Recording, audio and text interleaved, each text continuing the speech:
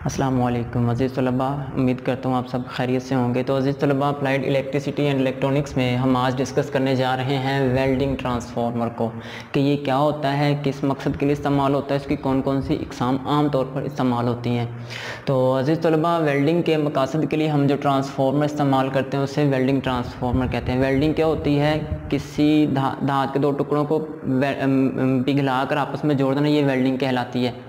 तो वेल्डिंग के मकसद के लिए हम जो ट्रांसफार्मर इस्तेमाल करते हैं उसे वेल्डिंग ट्रांसफार्मर कहते हैं। या आप यूँ भी कह सकते हैं कि वेल्डिंग के पर्पज़ के लिए हम जो ट्रांसफार्मर इस्तेमाल करते हैं उसको वेल्डिंग ट्रांसफार्मर कहते हैं। तो अज़ीज़ तलबा, ट्रांसफार्मर को आपने पढ़ा है कि ये वोल्टेज को कम ज़्यादा करने के लिए इस्तेमाल होता है। तो अज़ीज़ तलबा, ट्रांसफार्मर जहाँ पर वोल्टेज को कम ज़्यादा करता है वहाँ पर ये करंट को भी ज़्यादा कम करता है। यानी कि ट्रांसफार्मर अगर वोल्टेज को बढ़ा रहा है, अगर आउटपुट पे वोल्टेज ज़्यादा हो रहे हैं तो उसी निस्बत से करंट कम हो जाता है, और अगर ट्रांसफार्मर वोल्टेज को कम कर रहा है, वोल्टेज कम हो रहे हैं तो उसी निस्बत से करंट में इजाफा हो जाता है। मतलब ट्रांसफार्मर जो है जहाँ पर वोल्टेज को कम ज़्यादा करता है वहीं पर ये करंट को भी चेंज करता है। तो ट्रांसफार्मर जो है अगर वोल्टेज को बढ़ाता है तो करंट को कम कर देता है, और अगर ये करंट वोल्टेज को कम करता है तो करंट बढ़ जाती है। ये ट्रांसफार्मर का काम है। हमने जो आम तौर पर ट्रांसफार्मर इस्तेमाल होता है उसको हमने लास्ट लेक्चर में डिस्कस किया है कि वो वोल्टेज को कम ज़्यादा करता है। तो जहाँ पर वो वोल्टेज को चेंज करता है वहाँ पर वो करंट भी चेंज हो जाती है। तो अज़ीज़ तलबा, वेल्डिंग के मकसद के लिए हमें ज़्यादा करंट चाहिए होती है। ज़्यादा करंट चलेगी तो ज़्यादा हीट पैदा होगी, ज़्यादा हीट पैदा होगी तो धात का वो टुकड़ा जो है वो मेल्ट होगा, आपस में मिलेगा। तो वेल्डिंग के मकसद के लिए हमें ज़्यादा करंट चाहिए होती है। आम तौर पर वेल्डिंग के मकसद के लिए हम जो सप्लाई यूज़ करते हैं उस सप्लाई के जो वोल्टेजेस होते हैं वो 60 से 100 वोल्ट तक होते हैं। 60 to 100 वोल्टेज यूज़ होते हैं। जबकि करंट की बात करें तो वो 50 से 300 एम्पियर तक करंट इस्तेमाल होती है। 50 से 300 एम्पियर की रेंज तक करंट हमें चाहिए होती है वेल्डिंग के लिए। तो हमें ऐसे ट्रांसफार्मर की ज़रूरत होती है जो हमें 60 से 100 वोल्ट तक 50 से 300 एम्पियर करंट फ्राहम करे। ऐसा ट्रांसफार्मर हमें चाहिए होता है वेल्डिंग के लिए जो हमें 60 से 100 वोल्ट तक 50 से 300 एम्पियर फ्राहम करे। तो इस मकसद के लिए हम जो ट्रांसफार्मर यूज़ करते हैं उसे हम वेल्डिंग ट्रांसफार्मर कहते हैं। तो अज़ीज़ तलबा, वेल्डिंग के मकसद के लिए इस्तेमाल होने वाला जो ट्रांसफार्मर है इसमें करंट को कम ज़्यादा करने के लिए हम इसको दो तरह से डिज़ाइन करते हैं। दो तरह से आम तौर पर जो इसकी इकसाम इस्तेमाल होती हैं उनमें से हम दो इकसाम को डिस्कस करेंगे। या यूँ कह लें कि दो तरह से इसको जो डिज़ाइन किया जाता है वो ज़्यादा इस्तेमाल होता है वेल्डिंग के मकसद के लिए। तो अज़ीज़ तलबा, ट्रांसफार्मर जो है उसमें पहले नंबर पर हमारे पास जो हम ट्रांसफार्मर इस्तेमाल करते हैं ज़ायद करंट हासिल करने के लिए, आपको वर्क पीस के लिहाज से जितनी करंट चाहिए होती है आप उस लिहाज से ट्रांसफार्मर से करंट हासिल कर सकते हैं। वर्क पीस यानी कि ऑब्जेक्ट जिसको आपने वेल्ड करना है, जिसको आपने हीट फ्राहम करनी है, उसकी रिक्वायरमेंट के मुताबिक आप ट्रांसफार्मर से करंट हासिल कर सकते हैं। अगर बहुत हैवी पीस है, बहुत भारी टुकड़ा है, बहुत सख्त टुकड़ा है धात का, तो उसके लिए ज़्यादा करंट चाहिए होती है। अगर बहुत नरम टुकड़ा है, बारीक टुकड़ा है, तो उसके लिए कम करंट चाहिए होती है। तो वर्क पीस या ऑब्जेक्ट की रिक्वायरमेंट के मुताबिक आप वेल्डिंग ट्रांसफार्मर से करंट हासिल कर सकते हैं। इसमें मुख्तलिफ़ करंट्स हासिल करने के लिए, मुख्तलिफ़ करंट्स का मतलब 50 से 300 एम्पियर के दरमियान कोई भी करंट हासिल करने के लिए हमारे पास पहला ऑप्शन ये होता है कि जो ट्रांसफार्मर होता है उसकी जो सेकेंडरी वाइंडिंग होती है उसको एक जगह पे फिक्स कर दिया जाता है, जबकि जो प्राइमरी वाइंडिंग होती है उसको मूव किया जाता है, उसको ऊपर नीचे मूव किया जाता है। यानी कि इसको डिज़ाइन इस तरह किया जाता है कि सेकेंडरी वाइंडिंग फिक्स होती है, अपनी जगह पे रहती है, जबकि प्राइमरी वाइंडिंग ऊपर नीचे मूव कर सकती है। यानी कि वो प्राइमरी वाइंडिंग सेकेंडरी के करीब भी आ सकती है, दूर भी जा सकती है। तो अगर हमने ट्रांसफार्मर को इस तरह डिज़ाइन किया है कि उसकी सेकेंडरी अपनी जगह पर फिक्स है, वो मूव नहीं कर रही, जबकि प्राइमरी जो है वो ऊपर नीचे मूव कर सकती है, तो इस ट्रांसफार्मर की किस्म को हम कहेंगे movable primary. Movable primary transformer, यानी कि ऐसा ट्रांसफॉर्मर जिसकी प्राइमरी वाइंडिंग मूवेबल है, वो ऊपर नीचे मूव कर सकती है, हरकत कर सकती है।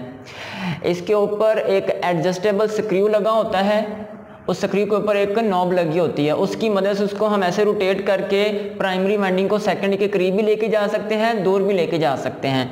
तो मतलब ये जो मूवेबल प्राइमरी ट्रांसफॉर्मर होता है, इसमें जो प्राइमरी वाइंडिंग होती है इसको ऊपर नीचे मूव किया जा सकता है। तो अजीज तलबा, ये जो मूवेबल प्राइमरी ट्रांसफॉर्मर है, इसमें अगर प्राइमरी वाइंडिंग सेकेंडरी वाइंडिंग से ज़्यादा फासले पर हो, सेकेंडरी वाइंडिंग से प्राइमरी वाइंडिंग ज़्यादा फासले पर हो, तो प्राइमरी वाइंडिंग का पैदा करता फ्लक्स जो है वो सेकेंडरी की वाइंडिंग के साथ जो टकराता है फ्लक्स, वो कम से कम होगा।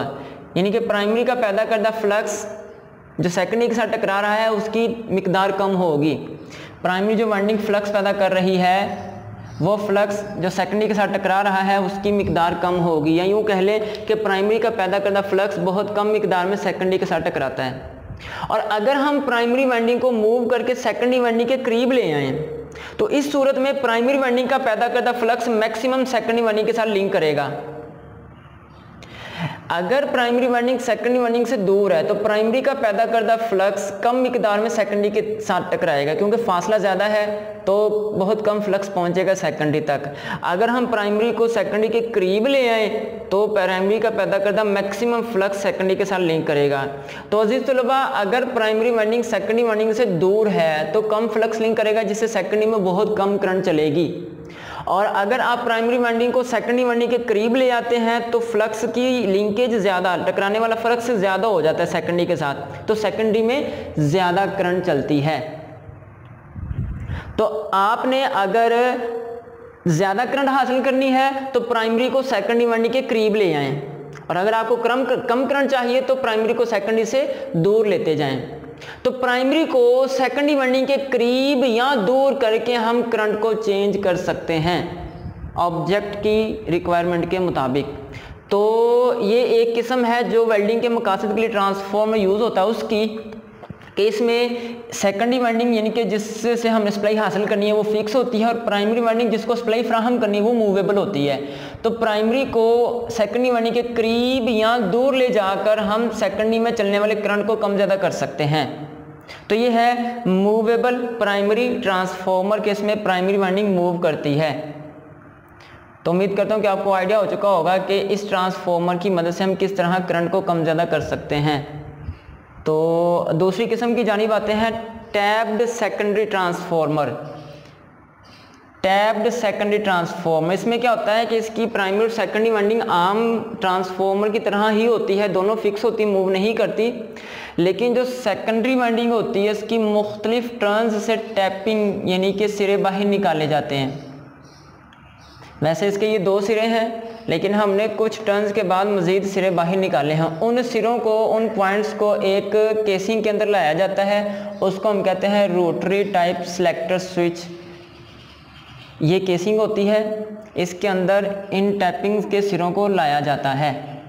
और एक ये स्विच होता है रोटरी, यानी कि ये मूव करता है, इसको रोटेट करवा के हम यहाँ पे भी कनेक्ट कर सकते हैं, यहाँ पे भी कर सकते हैं कनेक्ट, और यहाँ पे भी कनेक्ट कर सकते हैं, यहाँ भी नहीं। कि जितनी आपने टैपिंग्स निकाली हुई हैं सेकेंडरी वाइंडिंग से वो इस केसिंग में आएंगी। इस केसिंग के अंदर ये रोटरी स्विच होता है, जैसे मूव करता है, इसको मूव करवा के इसका कांटेक्ट हम किसी भी टैपिंग के साथ करवा सकते हैं। ये जो सेकेंडरी वाइंडिंग होती है इसका एक सिरा परमानेंटली वर्क पीस के साथ, यानी कि जिसको आपने वेल्ड करना है, जिसको आपने हीट फ्राहम करनी है, जो ऑब्जेक्ट होता है आपका, उसके साथ जोड़ देते हैं। सेकेंडरी वाइंडिंग का एक सिरा ऑब्जेक्ट या वर्क पीस के साथ कनेक्ट होता है, जबकि ये जो रोटरी स्विच होता है, रोटरी सिलेक्टर स्विच होता है, इसको ये जो आपके पास इलेक्ट्रोड होल्डर होता है, जिसने इलेक्ट्रोड को होल्ड किया होता है, उसके साथ जोड़ा जाता है। रोटरी स्विच को कनेक्ट किया जाता है इलेक्ट्रोड होल्डर के साथ, जिसने इलेक्ट्रोड को होल्ड किया होता है, जबकि सेकेंडरी का दूसरा सिरा जो है वो वर्क पीस के साथ कनेक्ट होता है। तो अजीज तलबा, इस रोटरी स्विच को रोटेट करवा कर हम किसी भी टैपिंग के साथ जोड़ेंगे तो इलेक्ट्रोड को मिलने वाला करंट कम ज़्यादा हो जाएगा। जैसे कि देखें, अगर आपने इस पोजीशन में इसको कनेक्ट किया है, यानी कि ये रोटरी सिलेक्टर स्विच है वो इस पॉइंट के साथ मिला हुआ है, तो ये सारी टर्न्स सेकेंडरी में शामिल होंगी। सारी टर्न्स शामिल होंगी। तो सारी टर्न जब शामिल होंगी तो आउटपुट पे जाने वाले करंट में कमी आ जाएगी, वोल्टेज ज़्यादा हो जाएंगे लेकिन इलेक्ट्रोड को मिलने वाला करंट कम हो जाएगा। और अगर आप इसको रोटेट करवा कर यहाँ पे ले आते हैं इस पॉइंट पे, तो इस सूरत में क्या होगा कि इतनी टर्न्स सर्किट से निकल जाएंगी, इतनी टर्न्स सेकंड से निकल जाएंगी। टर्न्स कम होने से क्या होगा, करंट बढ़ जाएगा। और अगर आप मज़ीद करंट बढ़ाना चाहते हैं तो इसको रोटेट करवा के यहाँ पे ले आएँ तो मज़ीद टर्न सर्किट से निकल जाएंगी, तो आउटपुट पे मिलने वाले करंट में इजाफा हो जाएगा। अगर आप मज़ीद करंट में इजाफा करना चाहते हैं तो रोटरी स्विच को रोटेट करवा कर यहाँ पे ले आएँ, टर्न्स मज़ीद कम हो जाएंगी, आउटपुट में मिलने वाला करंट ज़्यादा हो जाएगा। ये याद रखिए, टर्न्स के ज़्यादा होने से वोल्टेज ज़्यादा होते हैं जबकि करंट कम होता है। और टर्न्स को जैसे जैसे आप कम करते जा रहे हैं वोल्टेज कम होते जा रहे हैं लेकिन करंट में इजाफा होता जा रहा है। तो टर्न्स को कम करके आप आउटपुट पे मिलने वाला करंट बढ़ा सकते हैं। टर्न्स को कम कैसे करेंगे कि टर्न्स से आप मुख्तलिफ टैपिंग्स निकालें और फिर अपनी करंट की रिक्वायरमेंट के मुताबिक आप रोटरी स्विच को मुतल्लिका टर्न टैपिंग के साथ जोड़ देंगे। तो यहाँ पे जोड़ेंगे तो करंट ज़्यादा मिलेगा, यहाँ पे जोड़ेंगे करंट कम हो जाएगा, यहाँ पे जोड़ेंगे करंट मज़ीद कम हो जाएगा, यहाँ पे जोड़ेंगे करंट मज़ीद कम हो जाएगा। तो इस तरह सिलेक्टर स्विच को रोटेट करवा कर आप अपनी मर्जी का करंट आउटपुट पे हासिल कर सकते हैं। यह है सेकेंडरी टैप्ड ट्रांसफॉर्मर, इसमें सेकेंडरी को टैप किया होता है। प्राइमरी पे सप्लाई फ्राहम की जाती है और सेकेंडरी की वाइंडिंग को टैप किया जाता है, उसके मुख्तलिफ सिरे बाहर निकाले जाते हैं, केसी के अंदर लाए जाते हैं, वहाँ पे सिलेक्टर स्विच होता है जिसको रोटेट करवा कर आप अपनी मर्जी का करंट आउटपुट पे हासिल कर सकते हैं। तो अज़ीज़ तलबा, ये था वेल्डिंग ट्रांसफॉर्मर। इसमें आपने लर्न किया कि किस तरह हम वेल्डिंग ट्रांसफॉर्मर की आउटपुट पे करंट को कम ज़्यादा कर सकते हैं। यहाँ पर प्राइमरी को रोटेट करके मूव करके ऊपर नीचे उस तरह हम करंट को बढ़ा या कम कर सकते हैं। यहाँ पर टैपिंग्स को चेंज करके हम आउटपुट पे करंट कम ज़्यादा कर सकते हैं। तो उम्मीद करता हूँ कि आपको आइडिया हो चुका होगा कि वेल्डिंग ट्रांसफार्मर क्या होता है और इसमें हमें वोल्टेजेस और करंट की कौन कौन सी रेंज दरकार होती है और कौन कौन से इसकी इकसाम आमतौर पर इस्तेमाल होती हैं। आज के लिए इतना ही। अल्लाह हाफिज़।